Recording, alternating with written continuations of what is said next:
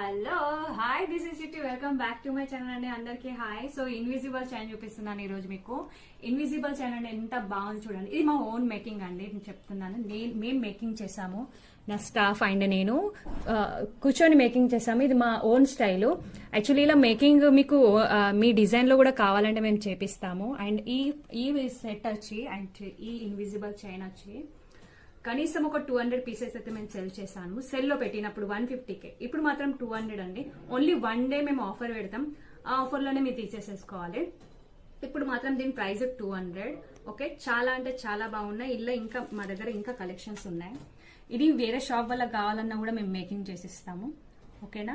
So ఇటువంటి collections చాలా ఉంటాయి మా దగ్గర. షాప్కి కంపల్సరీ విజిట్ చేయండి.